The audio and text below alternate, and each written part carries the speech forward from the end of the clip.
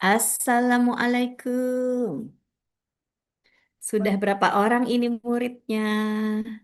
96. Oke, ini mana wajahnya semua? Kalau ada yang dari planet lain ini. Saya nggak ngabsen as usual ya adik-adik. Silakan yang berada di sini yang mau dengerin aja, nggak maksain. Tapi kalau yang mau dengerin tuh berarti mukanya harus ada gitu. Karena kemarin dokter Inga protes katanya. Ini murid-muridnya pada nggak ada. Nah, jadi saya nggak mau mengalami masalah yang sama gitu. Oke, makasih adik-adik semua ya. Sudah diganggu nih hari liburnya. Mohon maaf sekali akhirnya schedule aja ya. Saya baru pulang dari PNG, baru nyampe saya jam 9 tadi. Tahu kalian PNG, Papua Nugini. Nah, jadi saya baru nyampe di dari sana nih jauh sekali. Jadi PNG saya harus ke Singapura dulu, kemudian Brisbane, baru Papua Nugini. Jadi kayak gitulah rutenya. Oke, saya kita bicara malaria dulu ya. Ntar saya share slide, agak banyak slide saya. Saya akan, aduh, saya belum sempat gabungin semua nih. Ntar ya. Nanti saya share semua slide saya buat kalian. Lewat Darel, Darel. Darel ini orang apa nih? Zaman sekarang kali namanya ya Darel. Oke, nanti nanyanya di akhir ya. Silakan, ini saya sampaikan aja dulu. Adik-adik kalau ngomong malaria nih kesukaan saya nih. Saya bisa berhari-hari ngomongin malaria. Pen- S3 saya memang tentang malaria. Saya S3 itu di Thailand, di Mahidol. Ngerjain uji klinis ya tentang malaria.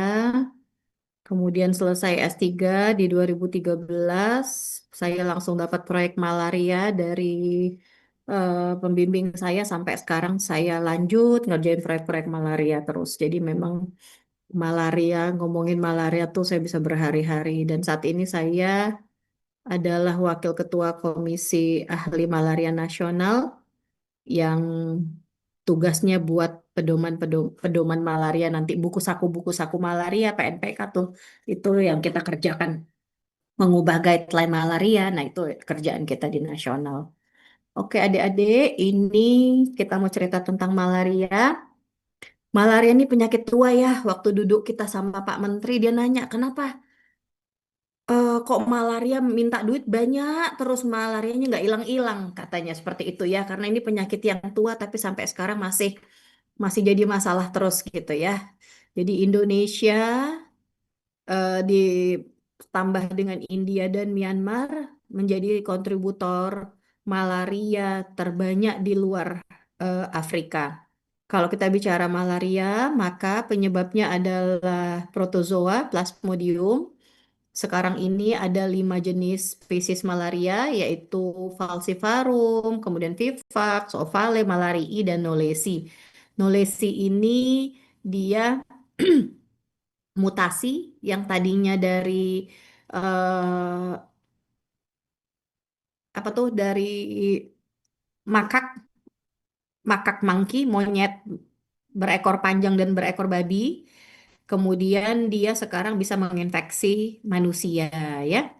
Jadi faktor utamanya adalah penularnya itu adalah nyamuk Anopheles. Indonesia kaya sekali, kaya untuk penyakit infeksi, termasuk kaya untuk vektornya. Vektor Anopheles yang beredar di Indonesia itu ada 80 jenis, 24 diantaranya berpotensi untuk menularkan malaria. Nah, adik-adik sekalian, kalian harus tahu betul bahwa di Indonesia itu saat ini, Indonesia tuh keren sebenarnya ya. Kita sudah berhasil menurunkan kasus malaria secara signifikan sehingga lebih dari 80% penduduk Indonesia sudah hidup di daerah yang bebas malaria. 92% penduduk Indonesia, sorry, 92% kasus malaria itu sekarang adanya di Papua. Jadi biaya-biaya untuk obat apa semua itu sekarang tuh fokusnya untuk malaria di Papua nih kalau kalian bisa lihat mana nih pointer kayak mana buat pointernya nggak bisa ya. Nah ini kalau kalian lihat ini ya Papua ini dia yang warna merah tua. Nah saya perginya ke Papua Nugini sini tapi yang ekornya kali di Port Moresby di ibu kotanya. Oke, sedih saya waktu ke Port Moresby ini.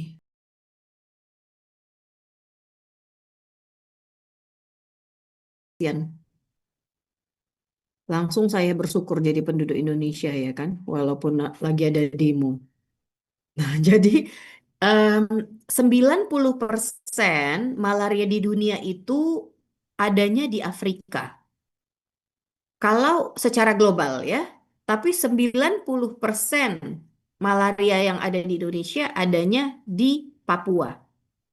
Kalau di dunia, jenis malaria paling dominan adalah falciparum, tapi untuk di Indonesia, rasio falciparum dan vivax kita itu berbanding berimbang. Kenapa harus saya sampaikan ini? Karena sangat penting vivax dan falciparum itu jumlahnya berimbang. Yang mana yang paling sulit untuk dibasmi, vivax atau falciparum? Ada yang bisa jawab? Yang paling buat kematian yang mana? Falciparum, Prof. Bagus. Tapi yang paling buat sakit kepala yang mana? Vivax. Bukan sakit kepala literally ya. Sakit kepala beresinnya Vivax. Karena dia punya pa- parasitnya 80% tuh nyangkut di hati. Dan menyebabkan relapse. Kalian udah belajar parasit kan? Ya. Nah jadi itu akan menjadi problem untuk mengontrol malaria. Nah, ini yang saya sampaikan tadi ya, sekitar 80% penduduk Indonesia itu sudah hidup di daerah yang bebas malaria. Daerah bebas malaria ini yang warnanya putih-putih. Nah, daerah yang merah terang ini yang endemisitasnya sangat tinggi. Nah, ini di wilayah Papua ya. Oke. Nah, ini dia yang saya sampaikan tadi bahwa 90% kasus malaria terbanyak itu di wilayah Papua. Ini dia Timika dan di Kerom. Saya baru belum pernah ke Timika, baru sampai Jayapura sama Kerom. Waktu itu diminta untuk mengevaluasi, memonitoring bagaimana program program malaria di sana. Ini 450, 500 tahu artinya API? API Annual Parasite Incidence. Insiden malaria tahunannya dihitung dari 1.000 penduduk. Di Timika itu 450. Artinya dari 1.000 penduduk 450-nya malaria. Kerom 500-nya dari 1.000 penduduknya 500-nya malaria. Ngeri ya. Di Papua satu malam punya resiko 17 kali gigitan nyamuk Anopheles. Maka resiko malarianya sangat tinggi. Kemoprofilaksis sangat diperlukan kalau kalian berkunjung ke daerah yang ini. Apakah semua Papua, Keraja Ampat perlu dapat kemoprofilaksis? Nggak perlu, maka kalian harus paham betul peta malaria di Indonesia. Oke? Ya, nggak semuanya. Kalau daerah merah-merah itu perlu kemoprofilaksis. Tapi daerah hijau, putih itu nggak perlu. Oke? Nah, adik-adik, ini perlu kalian pahami. Bagaimana eh, distribusi kasus malaria? Kasus malaria di Indonesia dominannya pada orang dewasa. Jadi ini malaria ini berhubungan dengan pekerjaan. Jadi usia produktif yang ke hutan. Jadi dia malaria berhubungan dengan pekerjaan. Dia bepergian bekerja ke hutan, masuk ke hutan kan pada malam hari karena nyamuk Anopheles menggigit manusia istilahnya pada saat apa? Dusk till dawn. Pada saat matahari mulai terbenam sampai matahari terbit lagi. Kalau saya pergi ke daerah malaria, maka biasanya saat dia udah mulai jam 6 malam, jam 6 sore, saya udah suruh tuh tutup jendela, tutup pintu semuanya. Karena sudah Nyamuk Anopheles udah mulai menghisap darah nih, udah mulai mangsa, ditutup. Dustildon. Maka kita lihat nih distribusi usianya. Pada anak tidak terlalu banyak, beda dengan di Afrika ya. Oke, kemudian ini distribusi kasusnya, jenisnya. Kita lihat Vivax sama Falciparum cukup berimbang jumlahnya. Oke, nah Vivax lebih dominan berada pada daerah malaria yang low endemisitas, yang sudah endemisitasnya yang rendah atau bebas malaria. Kira-kira kenapa? Artinya bahwa usaha untuk menurunkan kasus malaria sudah berhasil. Sehingga yang pertama kali bisa ditekan itu adalah falciparum. Artinya sudah sukses. Falciparum lebih gampang diberesin. Kasih obat malaria 3 hari beres. Karena dia tidak ada fase di hati. Maka yang tertinggal adalah malaria yang lebih susah dibereskan, yaitu Vivax. Maka daerah-daerah yang hanya punya tinggal Vivax aja itu artinya usaha penurunan kasus malarianya udah oke. Di mana tuh? Sumatera Utara. Sumatera Utara ini sepanjang pantainya udah tinggal Vivax aja. Falciparumnya tinggal dikit. Daerah tempat penelitian saya penelitian itu di Batubara, Asahan. Paling lama saya penelitian di Labuhan Batu Utara di Tanjung Ledong dari 2010.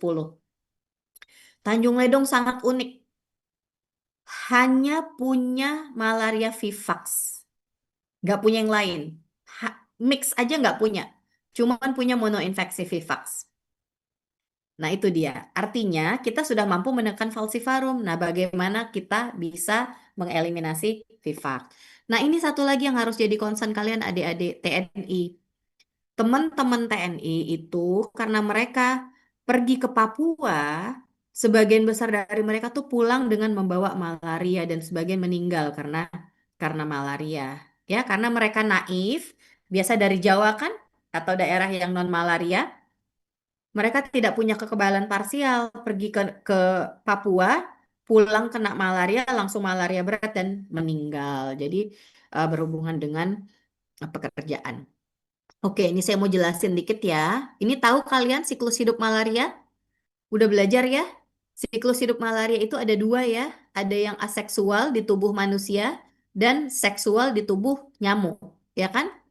Siklus hidup aseksual dimulai pada saat nyamuk itu menggigit darah, menggigit manusia, dia meninggalkan air ludahnya kan, sambil meletakkan sporozoid di darah manusia. Oke? Nah, ini kalian harus paham betul, karena kalau kalian paham siklus hidup, maka kalian tahu peranan kerja dari obat malaria, kalian tahu bagaimana kerja dari vaksin. Kenapa s- ini penyakit tua tapi vaksinnya baru didapat sekarang. Setengah jam dari digigit nyamuk, maka sporozoid sudah langsung masuk ke hati. Sudah masuk ke hati. Aduh, saya kok nggak bisa dapat pointer saya ya. Gimana caranya ini pointer? Kok nggak pandai saya? Ah, ini dia. Ya, setengah jam udah sampai di hati. Udah memulai fase di hati nih. Nih, udah memulai fase di hati. Dari sini, untuk yang Vivax, dia akan diam di sini aja nih. Diam saja sampai daya tahan tubuh turun, baru dia akan masuk ke fase di darah. Nah, fase di darah dia akan mulai dari fase ringform, apa ringform, kemudian apalagi tropozoid, season. Season juga akan berkembang pecah, akan mengeluarkan merozoid, masuk lagi ke eritrosit akan berkembang. Kemudian sebagian akan berkembang menjadi bentuk seksual. Nah, inilah dia. Oke. Nah, adik-adik yang perlu kalian ketahui untuk Vivax, 80%-nya akan berdiam di hati saja. Kalau untuk falciparum dia akan masuk ke aliran darah. Saya mau nanya, falciparum preference-nya Invasi eritrosit yang mana? Sukanya eritrosit apa kalau falciparum? Semua eritrosit dia nggak pandang bulu. Makanya paling gampang buat malaria berat. Kalau Vivax sukanya retikulosit, jumlahnya kan hanya 2%. Makanya lebih jarang buat malaria berat. Tapi pada Vivax, satu eritrosit yang terinfeksi parasit, maka puluhan eritrosit sehat di sekitarnya akan ikut hancur. Maka pada malaria Vivax lebih sering terjadi anemia karena dia menghancurkan eritrosit sehat di sekitarnya. Anemia berat lebih sering terjadi pada Vivax dibandingkan falciparum karena resiko eritrosit sehat ikut hancur, sangat toksik parasitnya, maka eritrositnya ikut hancur. Paham ya? Nah, seperti itu. Oke. Kalau malarii, dia lebih prefer eritrosit tua sehingga sangat jarang menyebabkan malaria berat. Oke, ini Anopheles ya. Di Papua, Anophelesnya punya karakteristik khusus. Dia antrofilik. Nyamuknya sangat suka menghisap darah manusia dibandingkan binatang. Makanya sangat sering menyebabkan malaria. Ini adik-adik Indonesia, makanya saya bilang sangat kaya. Jenis Anopheles yang ada di wilayah barat itu berbeda dengan yang di wilayah timur. Maka beda-beda jenis Anopheles yang bersirkulasi. Ini penting sekali ya. Malaria itu ada dua jenis. Malaria tanpa komplikasi dan malaria dengan komplikasi atau malaria berat. Malaria tanpa komplikasi sering kali tidak memiliki gejala yang khas, terutama pada orang yang tinggal di daerah endemis malaria. Kenapa? Ada yang tahu? Karena orang yang tinggal di daerah endemis malaria sudah kena malaria dari dia kecil, ya kan? Sudah terpapar malaria kan? Sehingga mereka sudah punya partial immunity. Karena sudah terpapar terus-menerus, maka dia sudah punya partial immunity. Partial immunity ini maka dia kalau digigit nyamuk malaria dia nggak ada tuh demam menggigil berkeringat nggak mungkin nggak ada. Anak di Papua mencret aja bisa jadi malaria, batuk aja bisa jadi malaria.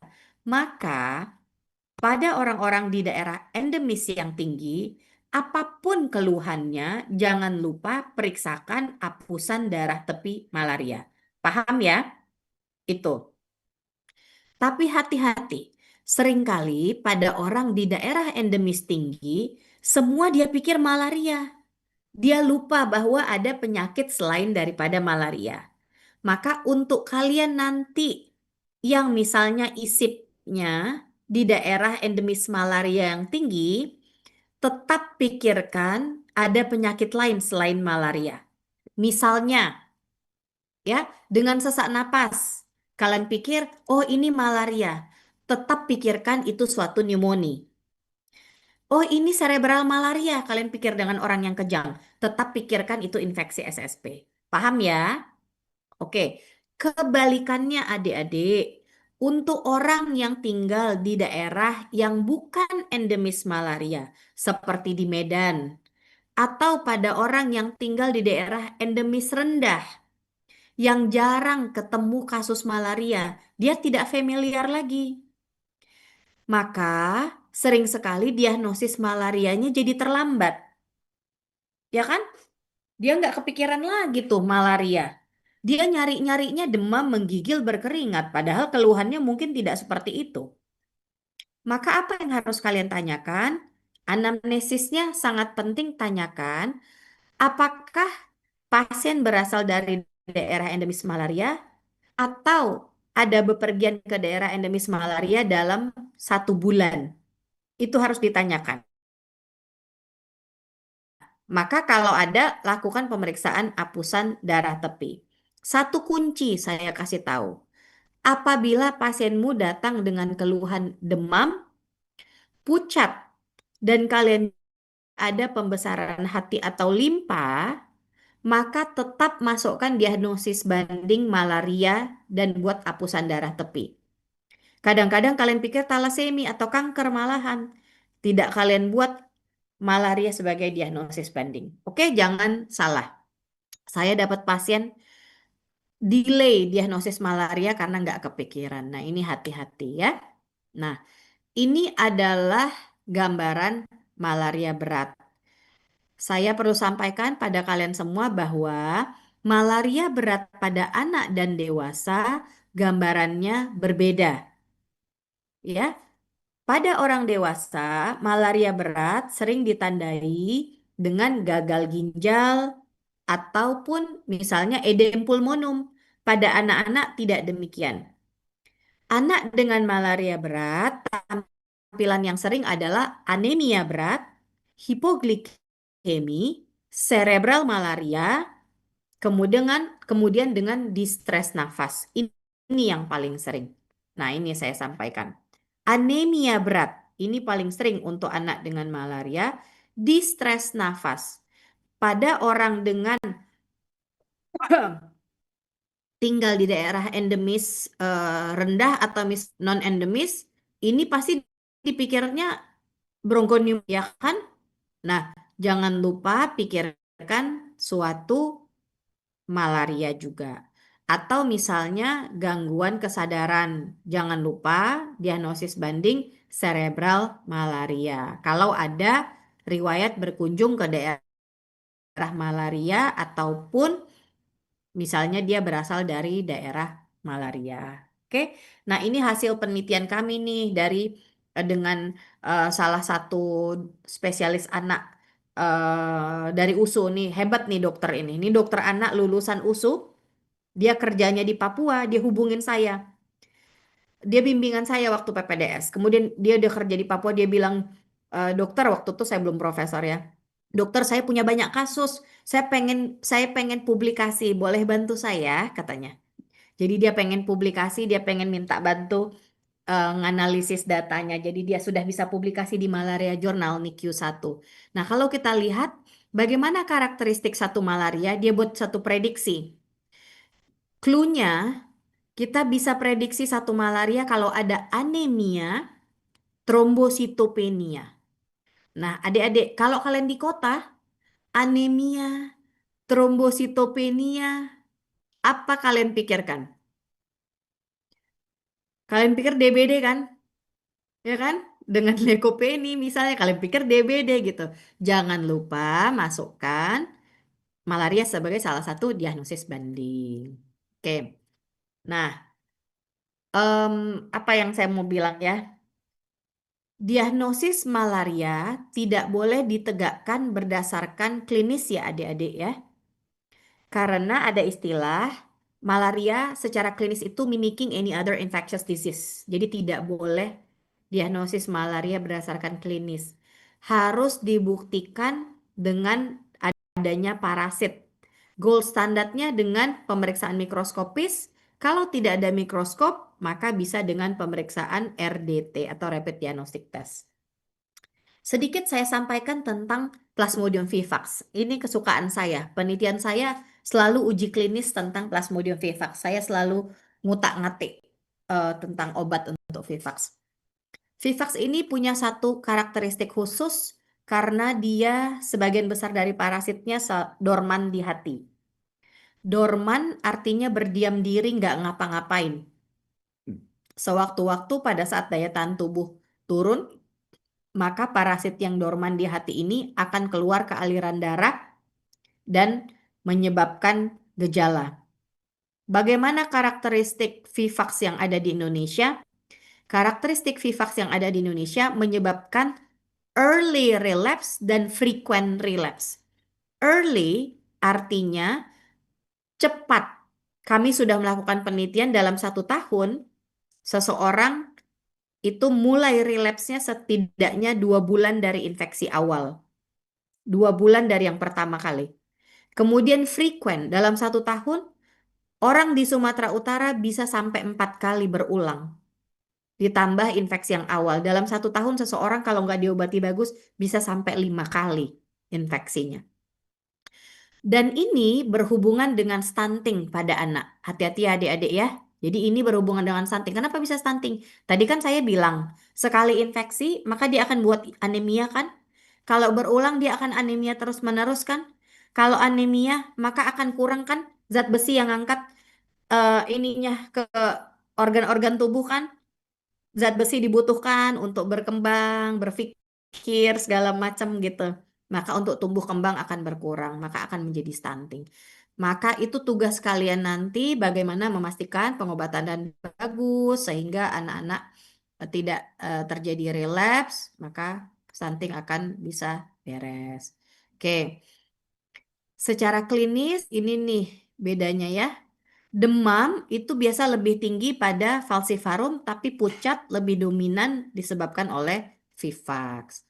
Nah, ini adik-adik, di Papua kematian pada anak lebih sering disebabkan oleh vivax, bukan karena falciparum. Kenapa? Karena VIVAX, karena anemia yang berulang. Kematian pada anak di bawah 1 tahun itu karena anemia berulang akibat falciparum. Jadi burden oleh VIVAX jauh lebih besar dibandingkan oleh falciparum. Ini yang harus kalian pahami betul ya. Oke. Nah, ini yang harus kalian pahami betul bahwa pada malaria diagnosis harus ditegakkan secara cepat karena dia tidak bisa berlama-lama. Kalau berlama-lama maka obat akan lama, kematian akan besar, resiko kematian akan besar. Diagnosis dengan apa? Apa Tes serologi. diagnosisnya? Hah? Kok serologi? Mikroskopis dok. Mikroskopis dong. Dengan gold standard belum belajar Siloko. parasitnya? Ah, gold standarnya dengan mikroskop, hapusan darah tipis dan tebal, ya kan? Kalau tidak ada dengan serologi dengan rapid diagnostic test. Oke? Oke. Selanjutnya saya akan jelasin tentang tata laksana. Ini tadi sudah. Ini ya, di mana Sumatera Utaramu yang tercinta? Coba kita lihat. Nampak kalian Sumatera Utara? Kok saya udah pakai kacamata nggak kelihatan juga? Hah, ini dia. Sumatera Utara tahu nomor berapa penyumbang kasus malarianya? Nomor 4 ya adik-adik, kita masih nyumbang 5.000 kasus ya. Masih banyak kasus malaria di Sumatera Utara. Oke, ini tadi sudah. Nah, apa tugas kami di Komisi Ahli Malaria Nasional itu buat buku saku dibuat kalian nanti di Puskesmas. Setiap tahun kita mengeluarkan buku saku. Jadi kalau ada update ini kita keluarkan. Ini tadi sudah saya sampaikan. Oke, adik-adik, obat malaria kita saat ini apa? Apa? Hmm. Primaquine, Prof. Aduh. Primaquine just one part. Apapun obat malarianya, kayak kayak iklan teh botol nih. Apapun jenis malarianya, maka obatnya adalah dihidroartemisinin piperaquine. Ini dia, DHP. Adik-adik, dulu kita pakai chloroquine. Kita pakai sulfadoksin pirimetamin. Tapi kita sudah resisten untuk kedua jenis obat itu. Kita nggak pakai lagi ya. Sekarang kita pakai DHP. Makanya saya bilang tadi, kita harus paham betul ini ya. Nah, kita ada obat membunuh parasit di darah. Namanya blood sizontosidal. Apa obat untuk membunuh parasit di darah? Nama obatnya ACT, Artemisinin Base Combination Therapy. Dari pohon jenis Artemisinin annua yang penemunya dari Cina dapat Nobel. Ribuan tahun artemisinin itu digunakan sebagai obat demam. ternyata punya efek kuat sebagai obat anti malaria. Luar biasa. ACT adalah obat malaria yang paling hebat yang kita punya saat ini. Di dunia pilihannya banyak. Artesunat amodiaquin, artemeter lumefantrine, dihidroartemisinin piperaquine, artesunat mefloquine, artesunat apalagi? Saya lupa. Artesunat sulfadoxin pyrimethamine. Ada lima jenis yang ada di dunia. Kalau di Thailand mereka pakai artesunat mefloquine. Kalau di Malaysia saya rasa mereka pakai yang mahal, artemeter lumefantrine apa gimana nggak tahu saya. Tapi untuk Indonesia kita pakai dihidroartemisinin piperaquine atau DHP. Itu adalah jenis blood season tosidal, obat yang berfungsi membunuh parasit di darah. Paham ya? Membunuh parasit di darah. Obat yang fungsinya membunuh parasit di hati, nama lainnya hipnoi, hip, kok jadi lupa saya, hipnozoitosidal, karena membunuh hipnozoid. Hipnozoitosidal itu adalah primaquine. Udah mulai berat ya? Pening. Namanya kok susah kali gitu ya kan? Oke. Obat yang fungsinya membunuh parasit di hati itu adalah primaquine. Oke? Obat yang membunuh gamet. Kenapa gamet perlu dibunuh? Supaya tidak transmisi. Ya, gamet itu tujuannya supaya dia nggak transmit, itu adalah primaquine. Oke? Nah, balik lagi saya ke sini. Jadi adik-adik, apapun jenis malarianya, maka obat pilihan untuk membunuh parasit di darah adalah apa? DHP Prof. Dihidroartemisinin. Dihidroartemisinin piperaquine. Ini adalah dua jenis obat fixed dose combination. Dua obat ini. Kenapa dua obat? Dihidroartemisinin ini adalah bagian dari artemisinin. Ini adalah bentuk aktifnya. Oke, kenapa dua obat? Dihidroartemisinin adalah obat dengan waktu paruh yang pendek dan masa kerja yang cepat. Fungsinya bekerja secepat-cepatnya, tapi waktu kerjanya pendek.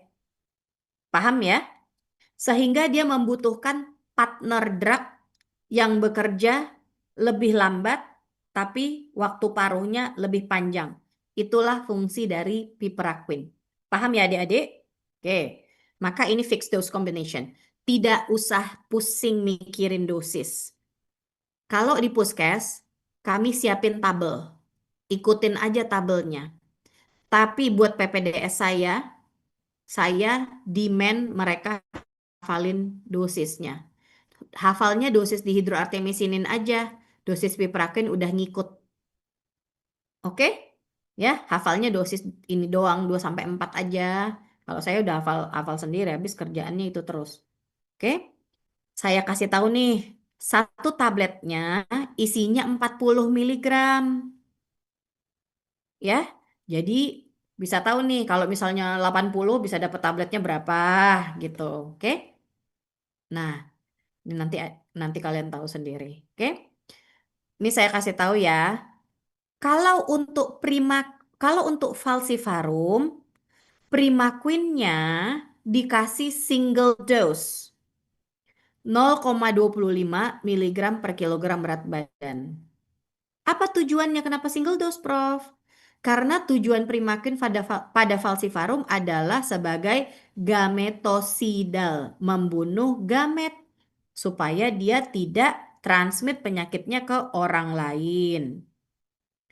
Tapi pada Vivax, Primaquin diberikan selama 14 hari. Dosisnya sama, 0,25. Kenapa 14 hari? Karena tujuan Primaquin pada Vivax untuk membunuh parasit yang dorman di hati. Jadi dia butuh 14 hari. Sampai di sini ada yang mau ditanya adik-adik karena ini sangat penting. Ini untuk malaria tanpa komplikasi. Ada yang mau ditanya? Ada yang masih belum paham? Udah paham? Oke. Ngobatin malaria nggak gampang ya adik-adik. Bukan kasih obat terus langsung pergi. Harus ada pemantauan hari ke-0, 3, 7, 14, 21, 28. Apa fungsinya? Fungsinya supaya kalian bisa melihat apakah obatmu masih manjur apa atau sudah ada resiko resistensi. Periksa ini dengan apusan darah tepi. Karena kalau pakai rapid diagnostic test itu adalah antibody.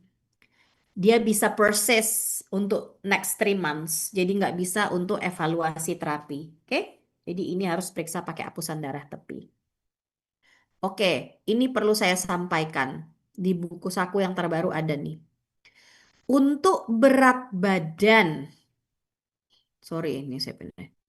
Untuk berat badan di bawah 25 kilogram, maka dosis dihidroartemisinin minimal diberikan 2,5 miligram per kilogram berat badan. Kalau tadi kan kalian lihat dosis dihidroartemisininnya 2 sampai 4 ya. Tapi untuk berat badan di bawah 25 kilogram minimal dikasih 2,5. Bayi, ingat struktur bayi bagaimana? Cairan lebih besar sehingga dia butuh dosis juga lebih besar. Untuk bayi kurang dari 5 kilogram, maka dosis DHP-nya diberikan sesuai dengan bayi berat badan 5 kilogram. Jadi mau bayinya berat badan 2 kilogram, 3 kilogram, doesn't matter. Pakai dosis bayi yang berat badannya 5 kilogram. Oke, paham ya? Adik-adik, Primaquin tidak boleh diberikan untuk bayi kurang dari 6 bulan. Primaquin boleh diberikan mulai dari usia 6 bulan. Oke? Primaquin itu bisa buat hemolisis apabila diberikan pada penderita G6PD defisiensi. Hati-hati. Maka sebaiknya dilakukan pemeriksaan G6PD dulu. Tapi di kampungmu nanti pemeriksaan itu tidak ada. Maka sebaiknya kalau nggak ada, evaluasi warna urinnya. Tampung. Kalau warna urinnya kayak teh, nomor 5 ke kanan, stop pemberian Primaquinnya. Kalau di stop dalam waktu seminggu dia akan bagus lagi.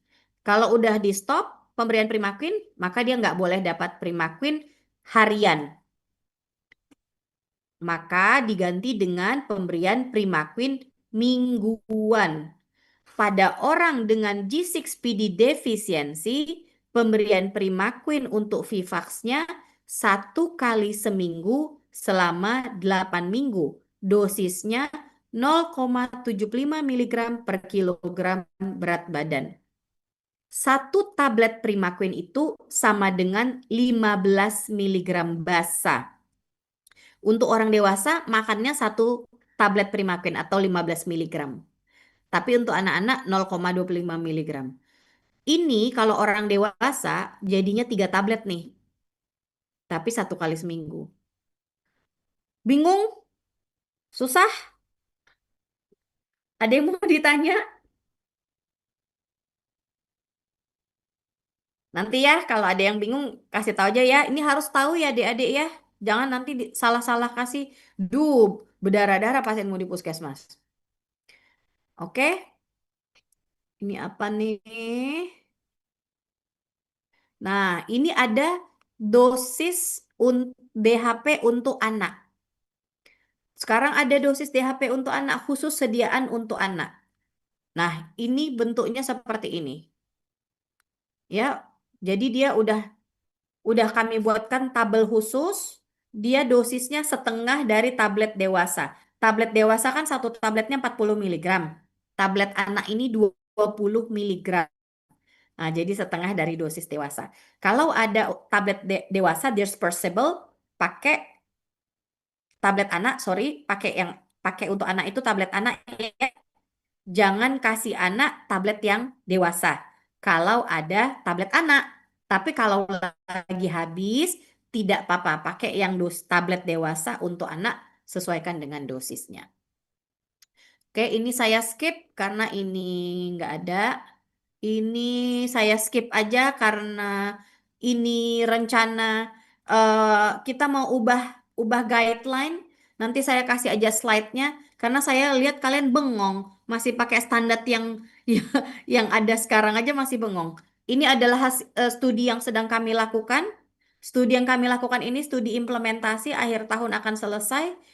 eh, Sesudah studi ini selesai, kita akan ubah policy sebenarnya untuk Indonesia. Kita akan naikkan dosis. Saya pengen ngasih tahu kalian ini, tapi kayaknya kalian masih bingung. Nanti kita lihat. Yang penting kalian tahu aja dulu ini, nanti kalian baca sendiri. Nah, untuk yang tadi saya sampaikan adalah malaria tanpa komplikasi ya adik-adik. Kalau pasienmu adalah malaria berat, obatnya bukan obat oral ya. Obatnya obat injeksi.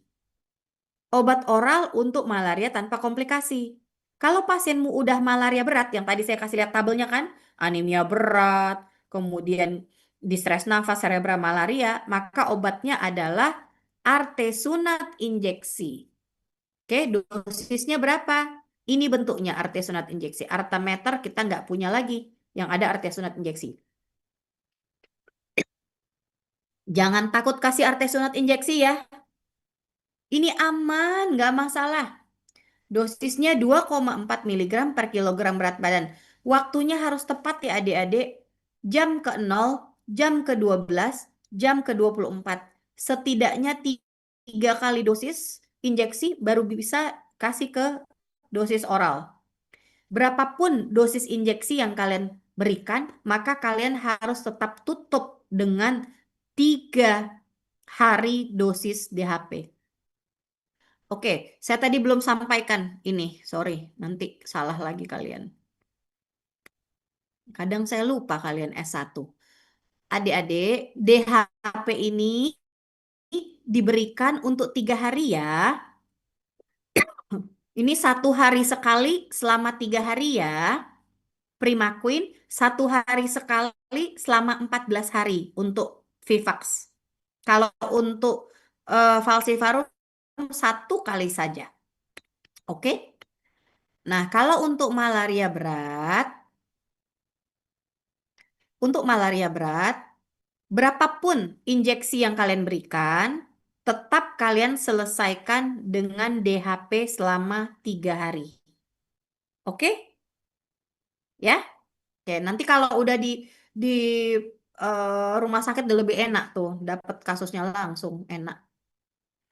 Kalau malaria berat, berat badannya kurang dari 20 kilo, dosisnya nggak dimulai dengan 2,4 ya. Pakainya 3 miligram per kilogram berat badan. Oke? Balik lagi karena cairannya lebih banyak, dia butuh dosis yang lebih besar gitu. Oke? Oke. Ini saya mau sampaikan. Adik-adik, prinsip tata laksana malaria, early diagnosis, Udah Om Didit prompt katanya di bawah. treatment. Om Didit di mall. Kenapa nih Srina? Boleh di-mute sayangku? Oke, dengar ya, bahwa malaria berat tidak ditreat cepat, 48 jam akan mati. Maka begitu didiagnosis, obat langsung masuk. Di IGD perlu ada RDT. Kalau tampilan pasiennya jelek, tidak dibuat apusan darah tepi lagi. Apusan darah tepi dibuat tapi RDT dikerjain langsung. Begitu dia positif malaria langsung terapi.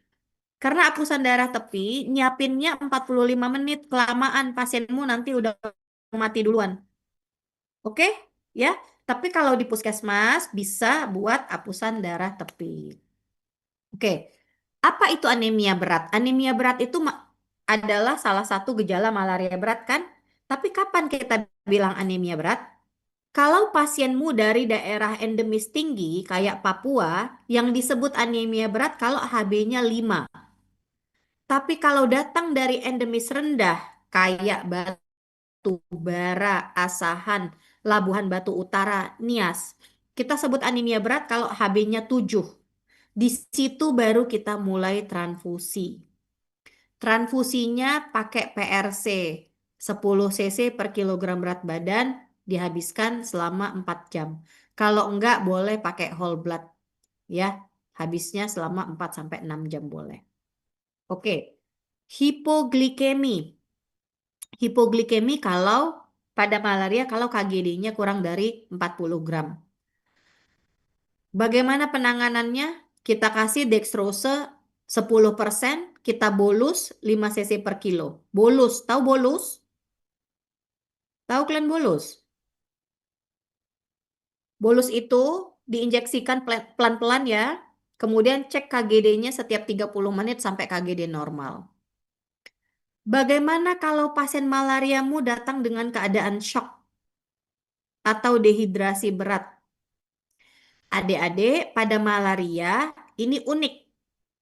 Pada keadaan shock, malaria tidak boleh diguyur.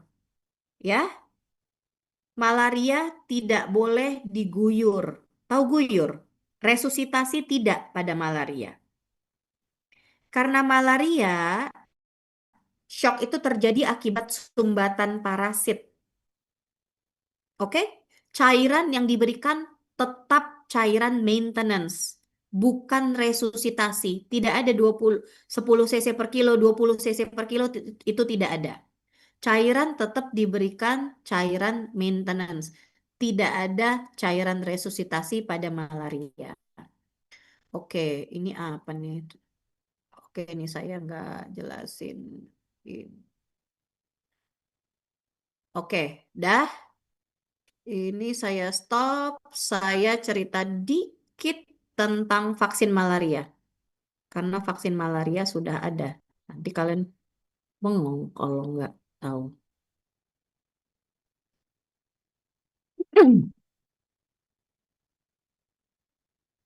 Saya mau kasih tahu, saat ini vaksin malaria sudah ada ya.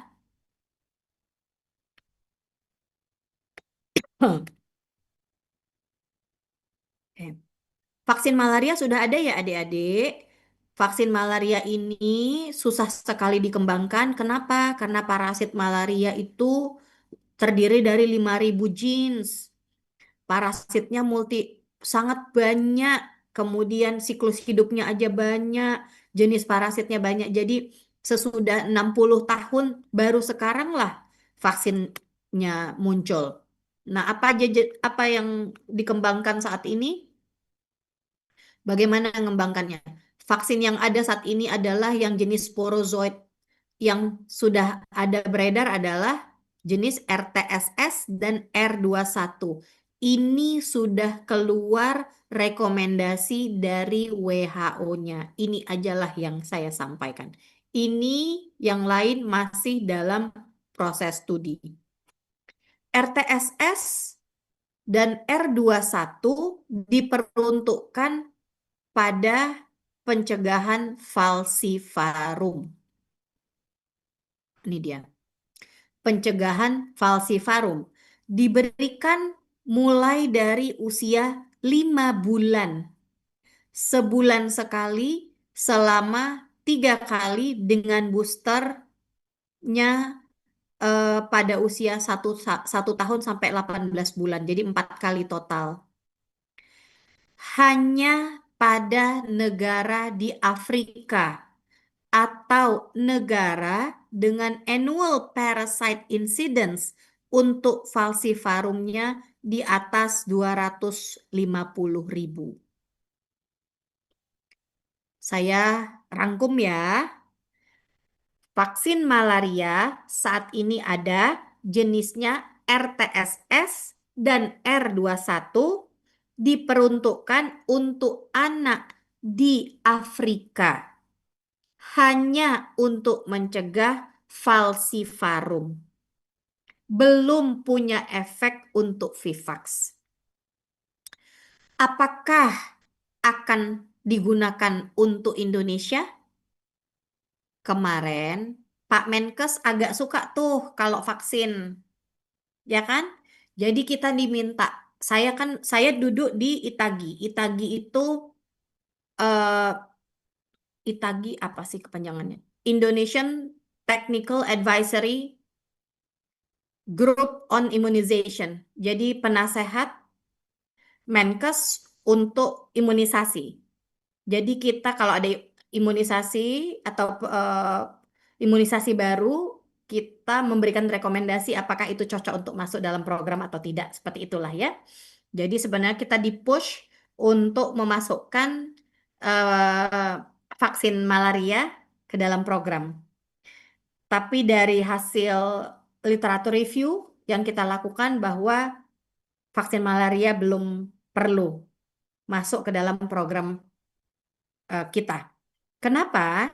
Karena demografi malaria kita berbeda dengan Afrika. Tadi saya udah kasih kuliahnya kan tentang malaria.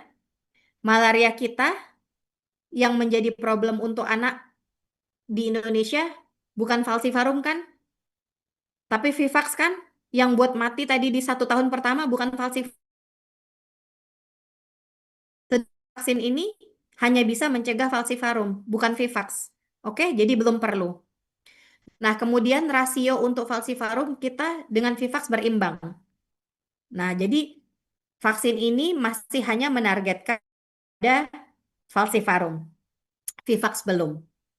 Dan dia hanya pada anak. Sedangkan di kita, dominan yang terinfeksi itu adalah dewasa.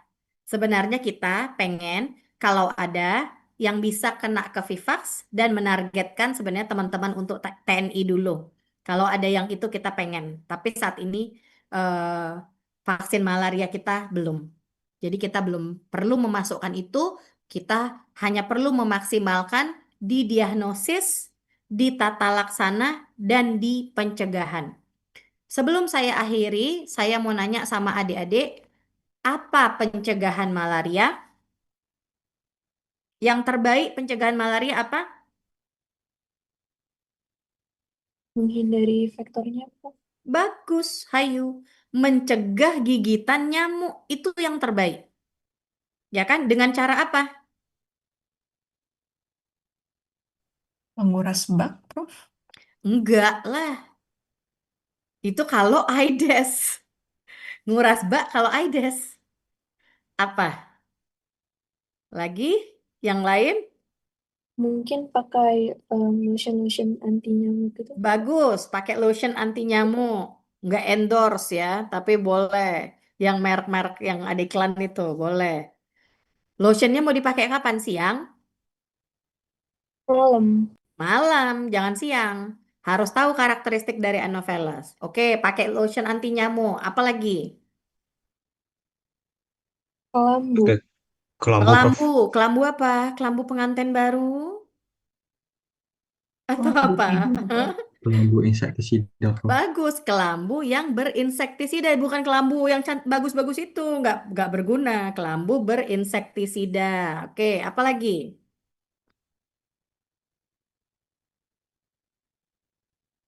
Apalagi?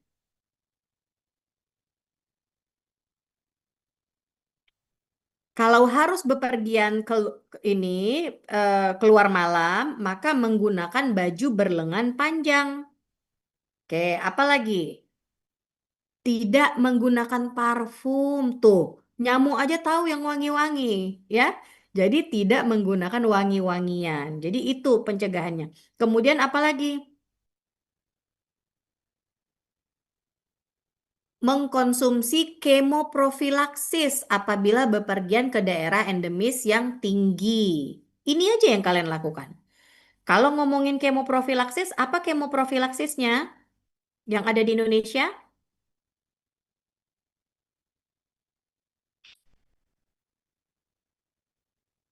Apa?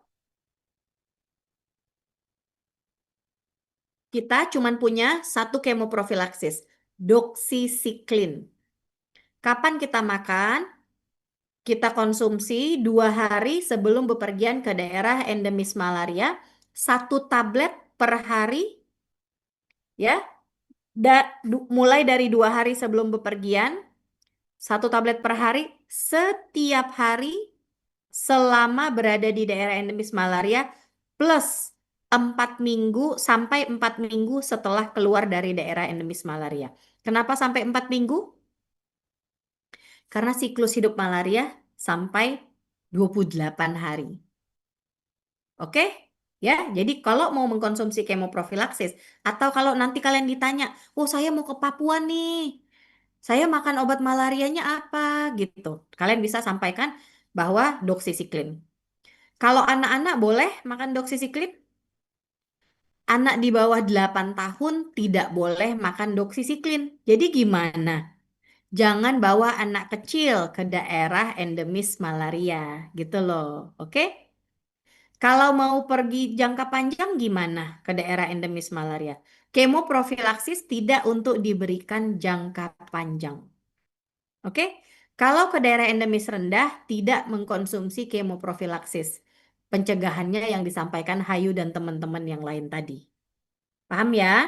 Itu akan lebih efektif dibanding makan obat aja. Siapa yang tahan makan obat berbulan-bulan gitu? Ya kan? Sebentar pasti akan lupa. Oke, adik-adik, paham ya? Malaria sulit ya. Apalagi kalau diberesin cuma dalam 1 hari. Pelan-pelan nanti akan saya share slide-nya. Tapi ini sangat penting karena masih jadi problem. Jangan berpikir bahwa daerah yang tidak ada malaria kalian nggak akan ketemu kasusnya. Akan ada imported kasus malaria, artinya orang yang tidak tinggal di daerah malaria pun berpotensi untuk ketemu kasusnya nanti di praktek kalian. Dia dari Papua terus kau nggak tahu ilmunya gimana mau ngobati pasiennya gitu loh. Oke, mudah-mudahan bisa dipahami. Itu dulu untuk malaria. Kita istirahat 5 menit. Kak, siap ini cacing kan? Cacing nggak banyak. Gampang, saya cuma ngomong STH doang. Kita istirahat 5 menit. Saya bisa minum bentar. Kita mulai lagi 14.40 ya. Oke ya. Nah, sampai ketemu 14.40 ya.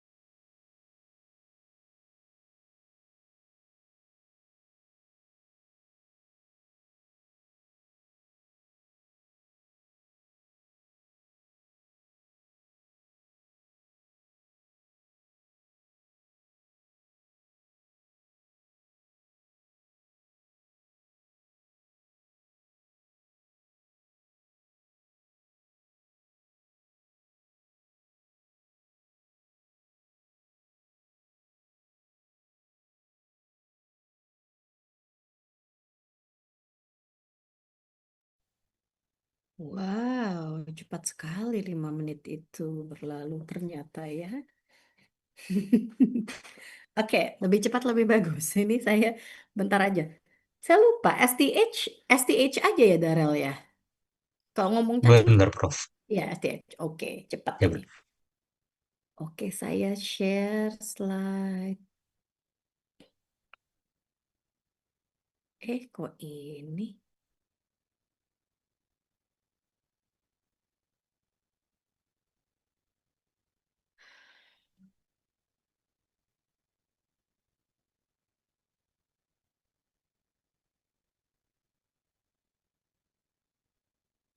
Oke, saya mulai aja ya. Kalian udah belajar parasit kan? Sudah, Prof. Kalian, oke. Kalian tahu cerita yang di Sumenep? Yang di Sumenep, Sumenep apa Sumenep ya? Iya, yang bukan Sumenep ya, yang di Jawa Barat, yang mati karena cacingan, Tahu, Prof. tahu kan? Kenapa sih Haliza ini menggeleng dia nih? Nggak tahu dia cerita tentang mati cacingan, tapi cerita demo tahu kan Haliza? Nah itulah jiwa mahasiswanya menggelora. Tapi cerita cacingan meninggal dia nggak tahu. Gawat ini. Apalagi pas blok Tropmed ya. Jadi ada satu cerita ini lagi heboh. Ada yang meninggal karena cacingan. Perutnya besar, tapi katanya meninggalnya karena cacingnya sampai ke otak.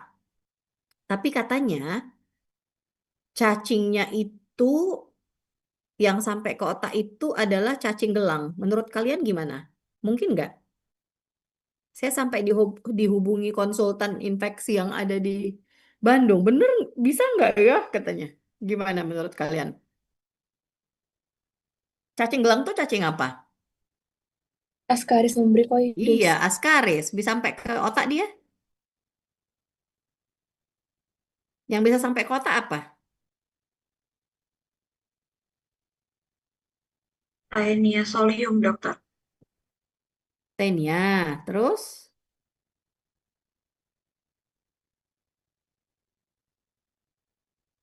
yang buat neurocercocystitis. Teniasis ya, bukan askaris. Jadi waktu itu katanya dokter radiologinya bilang bahwa cacingnya sampai ke otak. Tapi yang disampaikan adalah cacing gelang. Jadi misunderstood ya.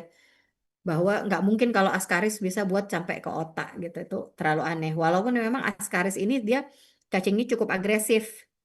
Agresif dia bisa masuk ke rongga-rongga, bisa kemana-mana. Kita punya satu kasus yang dia jadi kuning karena dia masuk ke biliary tract. Dia bisa buat sumbatan di mana-mana karena cacingnya memang nakal gitu. Dia suka masuk ke rongga-rongga, tapi tidak sampai ke otak karena nggak ke situ masuknya. Nanti akan saya jelasin gimana. Adik-adik, kalau kita ngomongin soil transmitted helminth atau STH, maka ini adalah kita ngomong nematoda ya. Ini adalah satu grup parasit terbesar yang merupakan eh, bagian dari neglected tropical disease, NTD. Jadi ini problem besar, ini masalah besar di dunia. Kenapa dia disebut neglected tropical disease? Karena dia jarang menyebabkan kematian, sehingga diabaikan gitu. Karena ya buat nggak mati, bodoh-bodoh dikit nggak apa-apa lah, karena kan nggak langsung mati gitu ya. Makanya disebut neglected tropical disease. Nah, penularannya kalau kita ngomong soil transmitted helminth, maka harus ada perantara soil, tanah ya. Kemarin saya baru dapat pasien, datang ke poli saya. Katanya anaknya keluar cacing dari fesesnya. Saya tanya, emang sehari-hari mainnya sama tanah? Saya tanya gitu. Apakah ada ikut ibunya, misalnya hmm, nata-nata pot bunga, kan itu bisa ya? Atau misalnya main di pasir, enggak katanya, cuman main di dalam rumah aja. Apakah lantai rumahnya dari tanah? Saya tanya seperti itu. Enggak, loh, enggak mungkin, saya bilang. Karena kalau cacingan pasti ada perantara tanah. Jadi kalau kita sebut dengan salt transmitted helminth, maka harus ada perantara tanah. Saya tanya, bentuk cacingnya seperti apa? Seperti cacing gelang. Maka Ascaris itu harus ada perantara tanah. Kalau kita ngomong salt transmitted helminth, maka primary spesiesnya adalah Ascaris lumbricoides. Itu cacing gelang namanya roundworm karena bentuknya round ya seperti gelang. Kemudian Trichuris trichiura atau whipworm, cacing cambuk, dia seperti cambuk. Satu lagi hookworms. Hookworms karena dia ada hooknya, jadi ada kaitannya. Di situ ada dua jenis, Ancylostoma duodenale dan Necator americanus. Kalau ini yang ke manusia ya, Ancylostoma duodenale dan Necator americanus adalah parasit yang menginfeksi manusia secara langsung. Kalau Ancylostoma brasiliensis, manusia adalah host insidental. Dia biasanya hostnya adalah anjing, kucing, tapi manusia itu insidental. Nah, manusia biasanya terinfeksi dari eh, termakan termakan ya adik-adik karena nggak ada orang yang makan telur cacingnya dengan sengaja ya kan termakan telur infektifnya itu kalau dari Ascaris trichuris ya ataupun penetrasi dari larvinya itu kalau hookworm. Kalau Ascaris trichuris penularannya termakan. Tapi kalau hookworm, dia larvanya penetrasi melalui kulit ya. Oke. Nah, ini dia burdennya STH ini menginfeksi 1,5 miliar orang di seluruh dunia. Jadi banyak sekali ya, terutama di wilayah Asia Tenggara termasuk Latin Amerika. Yang paling vulnerable beresiko adalah anak usia sekolah. Kenapa?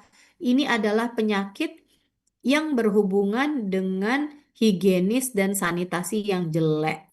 Maka kelompok usia sekolah ini terutama primary school adalah kelompok dengan sanitasi dan higienis yang rendah. Kemudian juga berhubungan dengan poverty, kemiskinan. Jadi kalau masih banyak cacingan, artinya kemiskinan itu masih tinggi. Sumatera Utara di mana urutannya adik-adik? Kita selalu juara lah. TB, Sumatera Utara juara 1 di Indonesia. Nah, juara. Tadi kita udah belajar malaria juara 4, ya kan? Cacing juara berapa? Cacing juara 2 sesudah Papua. Tuh, paten kali Sumatera Utaramu ini, ya kan? Nah, jadi kalau kita tuh ngomongin penyakit sekarang, beratnya itu bukan lagi karena dia mati ya, morbiditas itu juga problem. Itu justru jadi lebih berat. Kita berpikir bagaimana long term consequences-nya. Kualitas hidup suatu bangsa bagaimana? Karena kalau dia malnutrisi, anemi, gangguan tumbuh kembang akibat kecacingan ini, bagaimana kualitas suatu bangsa nantinya? Tadi saya udah bilang, kalau Vivax itu berhubungan dengan stunting kan, akibat anemia berulang. Nah, yang nempel dengan stunting juga cukup erat adalah salt transmitted helminth, terutama akibat hookworm dan Trichuris trichiura. Nanti kita jelasin kenapa bisa seperti itu. Nah, kami cukup banyak melakukan studi-studi untuk cacing. PPDS saya sering melakukan penelitian-penelitian cacing nih. Tapi ini nih penelitian konsultan saya nih. Ini penelitian yang kami kerjakan di Karo, ya. Penelitian di Karo pada tahun berapa nih? 2017-2018 pada anak usia sekolah dasarnya 57% anak usia sekolah dasarnya cacingan. 57%. 10 tahun sebelumnya, 10 tahun sebelumnya apa ya, 90% anak usia sekolah dasarnya. Nah, apa yang punya resiko paling besar? Bermain dengan tanah. Masih banyak sekolahnya yang lantainya itu masih dengan tanah, dari tanah, ya. Itu bermain dengan tanah punya resiko sampai 8 kali lebih besar. Yang lebih mengerikan lagi bahwa anak-anak yang usia prasekolah yang belum waktunya sekolah ternyata 35% punya 35% itu cacingan, 35% dia cacingan. Padahal dia belum sekolah kan, masih di rumah, masih diurus ibu, harusnya demikian logika kita. Tapi udah cacingan, kenapa? Ini sama ya, ini juga kita lakukan di Tanah Karo. Kenapa? Ternyata di Tanah Karo itu yang dibawa ke ladang, yang pergi ke ladang itu kan ibu-ibu ya. Dia bawa anaknya ke ladang. Dia letakkan di ladang, main anaknya di ladang itu kan dengan tanah gitu, ya kan? Tapi siapa nih yang paling beresiko? Ibunya yang paling beresiko menularkan cacingan pada anaknya. Karena kan pada saat makan, ibunya ngasih makan anaknya, dia nggak cuci tangan dengan bersih, dia kasih makan anaknya. Tadinya kan dia ngolah tanah, ya kan? Dia kan lagi bercocok tanam. Kemudian dia mungkin lap-lap aja, kemudian dia kasih makan anaknya sehingga anaknya beresiko untuk cacingan. Nah, ini yang kontributor paling besar. Sehingga edukasi sangat penting dilakukan di sini. Ini adalah mapping untuk resiko kecacingan soal transmitted helminth di Indonesia, jadi sangat besar ya. Di mana-mana di seluruh Indonesia cukup besar resiko kecacingannya. Nah, kita mulai dengan Ascaris lumbricoides. Kalian udah belajar parasit? Udah belajar untuk siklus hidupnya ini? Sudah, Prof. Udah ya? Oke. Nanti saya tinggal gampang aja nih. Jadi yang eh, yang penting kalian ingat adalah yang infektif egg-nya ya. Ini yang dibuahi itulah yang tertelan ya. Nah, dari situ dia masuknya kemana? Masuk ke usus, kemudian dia terhirup. Dari situ dia masuk ke fase paru-paru sehingga pada Ascaris ada fase paru-parunya. Nah, di fase paru-paru inilah dia bisa manifestasinya seperti orang asma, ya. Bagaimana manifestasi orang asma? Dia ada wheezing, ekspirasinya ada bunyi seperti apa? Ekspirasi memanjang. Kalau dari ronsen apa yang bisa kita lihat? Kalau dari ronsen, maka kalau kita ini kalau kita curigai suatu cacing, kita ronsennya berulang.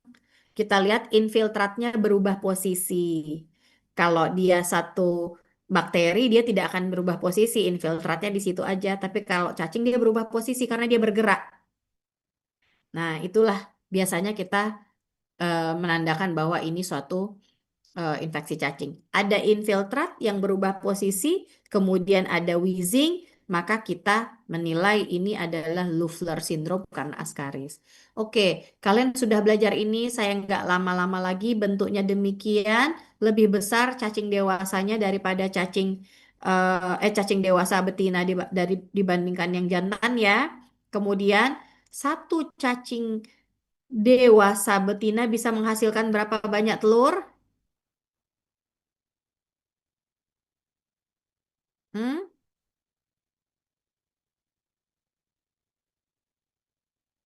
Berapa banyak telur?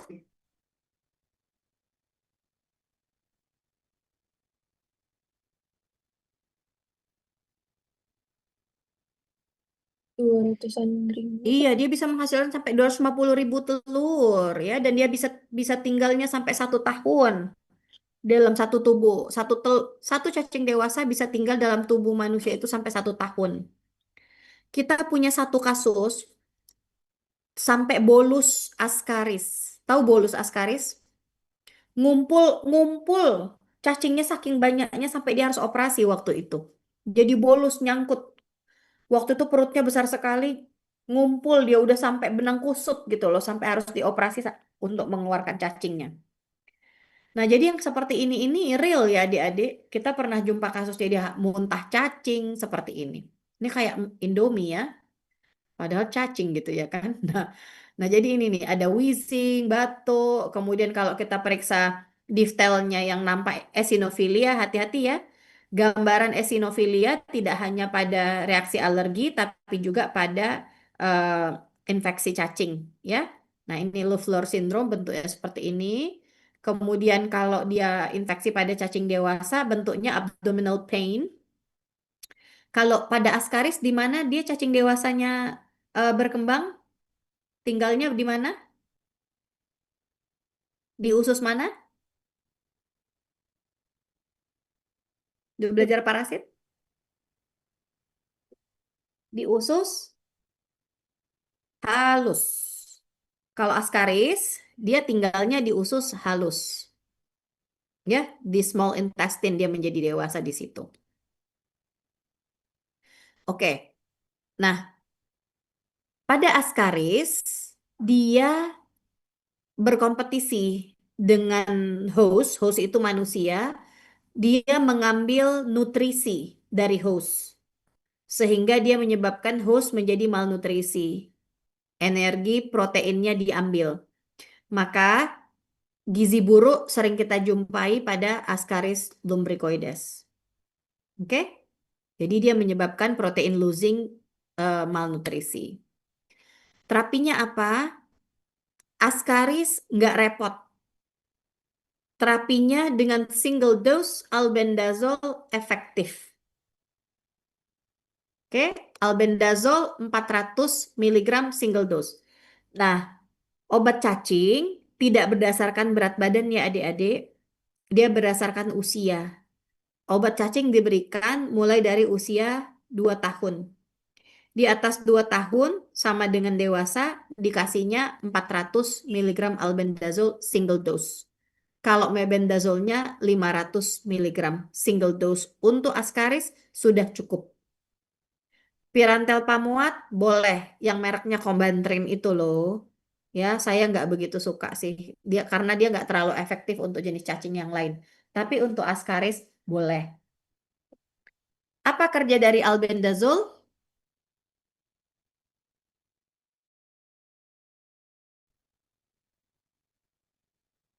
Dia mengurangi glukosa intake. Jadi dia buat lemes. Kalau pirantel pamuat membuat paralisis. Oke. Nah, kemudian yang kedua adalah Trichuris trichiura, trichuriasis. Bentuknya, bentuk telurnya gampang diinget ya. Ini kalian ujian masih kayak gini kan, lihat-lihat mikroskop gitu ya. Paling gampang ini kan, kalau ujian ini, karena bentuknya gampang dibanding yang lain ya. Ini bentuk kayak tong air gitu ya kan, udah tau lah gitu. Ini pasti isi Trichuris trichiura. Nah, khasnya seperti ini. Sama seperti Ascaris, penularannya juga karena tertelan dari embryonated eggs ya, karena tertelan, dia masuknya dia tidak memiliki fase di paru, dia langsung eh, ke saluran cerna ya. Dia usus cacing dewasa di usus besar. Beda dengan Ascaris. Kalau Ascaris tadi di usus halus, kalau ini di usus besar. Nah, ini dia yang menarik. Penyakit di usus besar menyebabkan diare berdarah. Oke? Kalau di usus halus tidak. Itu yang harus kalian ingat. Maka disentri itu terjadi pada Trichuris trichiura. BAB berdarah disebabkan oleh Trichuris trichiura. Kenapa bisa BAB berdarah? Kenapa dia bisa buat disentri? Kenapa? Karena 2/3 dari badan cacing ini masuk membuat perlukaan. Masuk ke dalam lumen usus. Membuat perlukaan. Oke? Kalau tadi si Ascaris, dia cuma nempel di dinding usus halus. Tapi si Trichuris trichiura, 2/3 dari badannya akan masuk ke lumen usus besar. Sehingga dia buat perlukaan. Dia akan masuk, gergaji-gergaji masuk gitu. Maka pengobatan untuk trikuriasis tidak bisa single dose. Karena kita butuh beberapa dosis untuk bisa ngeluarkan si trikuris. Itu dia bedanya. Oke? Ya? Oke. Nah, ini dia. Dia juga cacing dewasanya bisa hidup di tubuh manusia itu lama ya, 1-2 tahun. Nah, ini dia adik-adik. Kalau cacingnya banyak, dia bisa menyebabkan prolapsus rekti. Rektumnya bisa sampai nonjol ya, keluar. Nah, kemudian kalau dia cacingnya banyak, tentu dia bisa buat diarenya yang berdarah, disentri tadi ya. Kalau banyak ya tentu banyak perlukaan, perdarahan akan banyak anemia. Ini yang membedakannya dengan hookworm nanti. Kalau hookworm, hooknya itu memang menghisap darah, digunakan untuk menghisap darah. Tapi perdarahan pada trikuris bukan karena dihisap, tapi dia karena buat perlukaan. Ini yang harus kalian pahami betul. Oke? Nah, Trichuris trichiura juga membuat anemia defisiensi besi, tapi dengan cara perlukaan tadi, bukan karena menghisap darah. Malnutrisinya karena anemia defisiensi besi. Kalau pada Ascaris lumbricoides, malnutrisinya karena kompetisi energi protein losing malnutrisi gitu. Ini bedanya ya. Pengobatan untuk trikuriasis lebih sulit dibandingkan jenis STH yang lain. Karena tadi badannya 2/3-nya masuk ke dalam lumen usus. Tidak ada satupun antihelmintik yang kerjanya lebih dari 70%. Paham ya? Jadi efikasi obat antihelmintik itu nggak ada yang lebih hebat dari 70%. Nggak ada yang sangat oke. Susah sekali nih ngobatin trikuris. Minimal pengobatan untuk trikuris 3 hari. Ini albendazole yang terbaik itu dikasih tuh albendazole. 1 hari sekali selama 3 hari. Mebendazole juga demikian. Sulit sekali. Tidak ada yang satisfactory. Jangan lupa adik-adik menambahkan suplementasi besi. Karena dia sering menyebabkan iron deficiency anemia. Kalau udah prolapsus rekti tentu anjurkan untuk surgery ya. Oke, ini hookworm.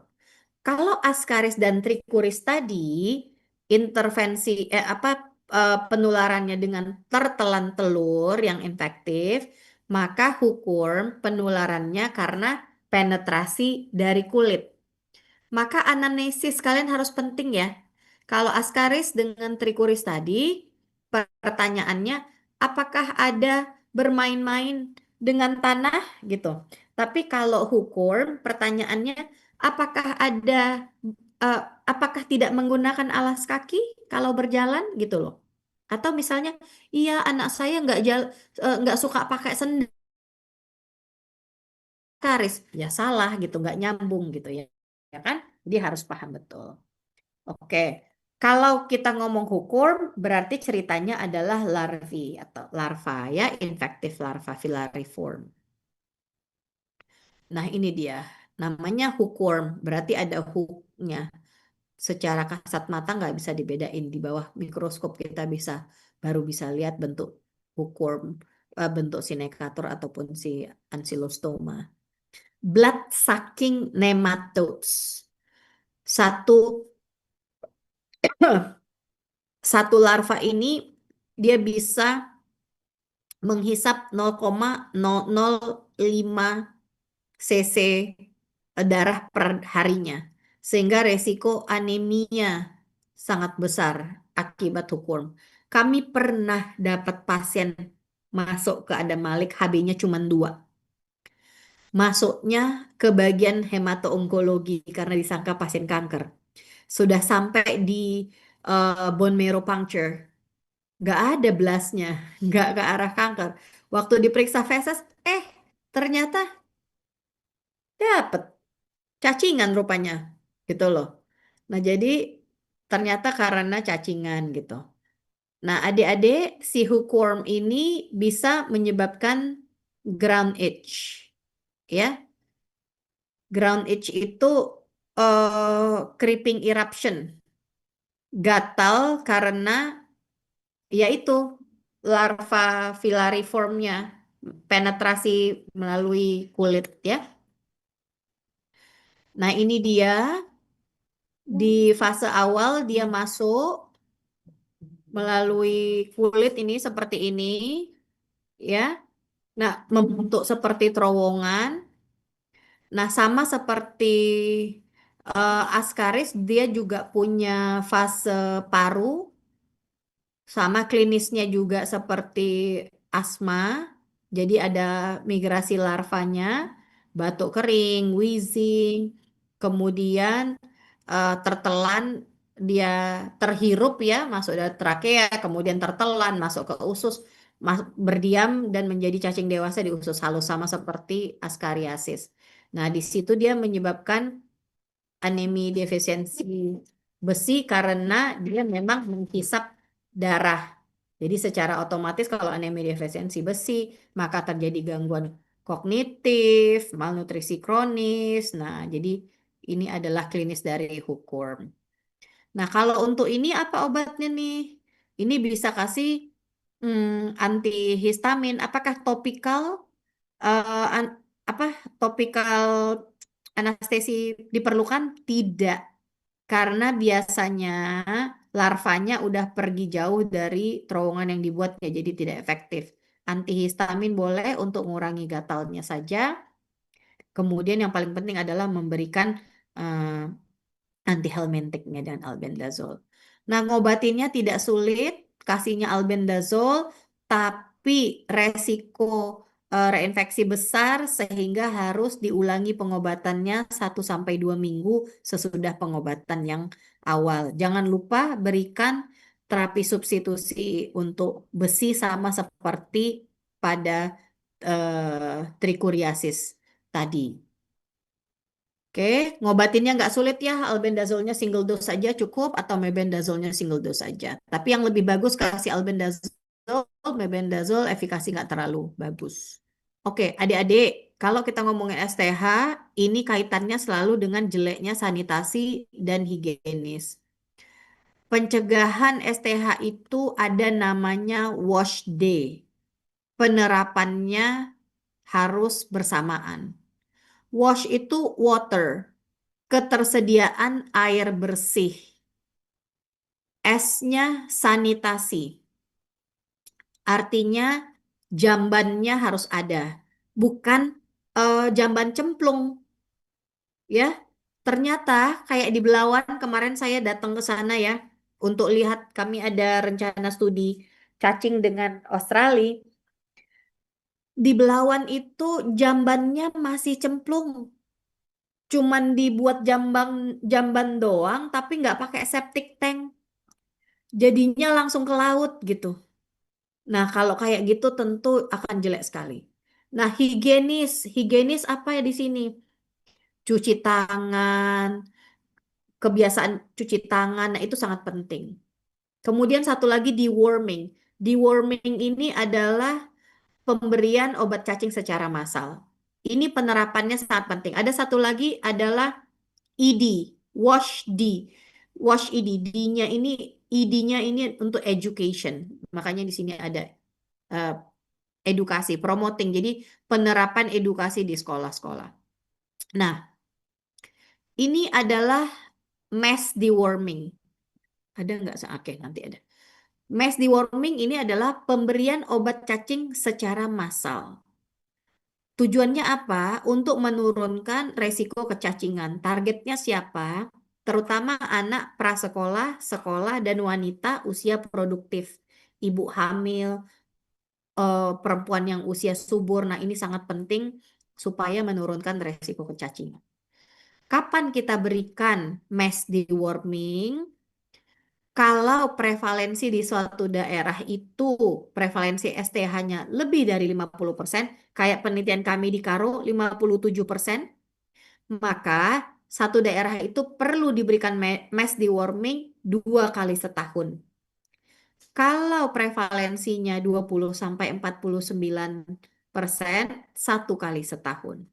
Kalau kurang dari 20%, tidak perlu mass treatment, diberikan individu per individu saja. Apa obatnya? Obat pilihannya adalah single dose albendazole atau single dose mebendazole.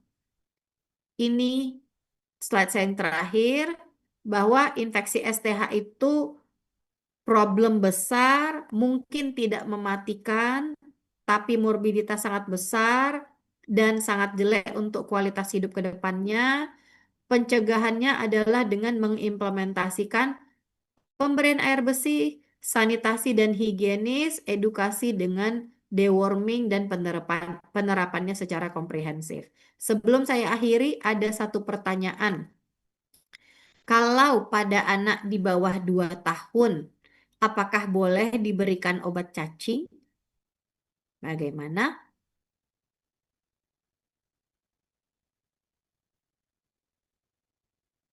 Ada yang bisa jawab? Buat anak-anak di bawah 2 tahun, obat cacing tidak boleh diberikan, maksudnya sembarangan gitu ya. Obat cacing hanya boleh diberikan apabila terbukti memang cacingan. Jadi harus dilakukan pemeriksaan feses dulu untuk membuktikan memang dia cacingan, atau memang kita lihat sendiri dia ada muntah cacing atau fesesnya keluar cacing dari feses, baru boleh diberikan obat cacing. Berapa dosisnya? Kalau di atas 2 tahun kita kasih 400 mg, di bawah 2 tahun kita kasihnya setengah dosis dengan 200 mg. Itu aja. Ada yang mau bertanya untuk malaria ataupun STH? Silakan.